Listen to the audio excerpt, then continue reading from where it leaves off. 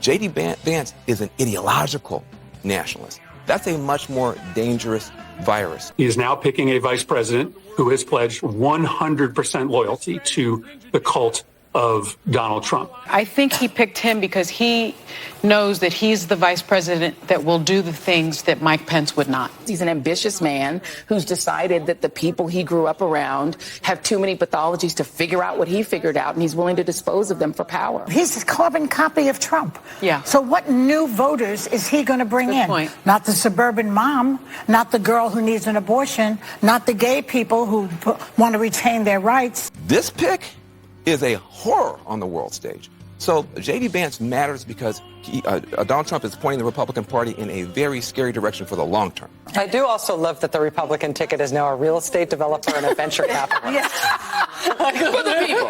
For the people. But they're for the people, because that's what they really think they've got a case to make to the working class. They are celebrating that choice both in Milwaukee tonight and in Moscow. He is being picked in part because he is going to help shape this transition away from democratic norms, this transition to a white patriarchal Christian-dominated nation, something that's very different, right, than the nation that many of us have thought we have been a part of this many years. JD Vance makes history tonight as the running mate on a presidential ticket who has said the worst things about his running mate. You do that with people who have like supplicant personalities, but if you do that with people as ambitious as JD Vance and frankly Tucker Carlson, never turn your back on those guys again. But he could no longer be that person if he wanted to rise in the party and become the vice presidential nominee. So he said, you know what, I'm shedding that person and any connection to Appalachia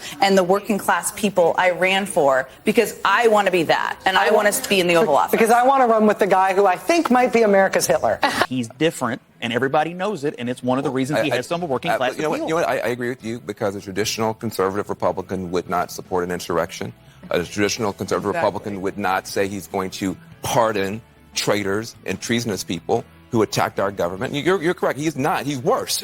He's worse, and he's much worse. JD Vance is a big part of that simply believes that democracy is antiquated, that it doesn't work any longer, that we would be better off if we just had one person in charge and the rest of us were stripped of our rights. You think, well, is this person, how did he get the job? Did he get it because he was really the best qualified to be president, or did he get it because he sucked up effectively to the nominee? Part of the reason that JD Vance matters isn't for these kind of short-term electoral calculations. He matters because of what he means to the Republican Party long-term. This is cementing a kind of nationalism. Yeah.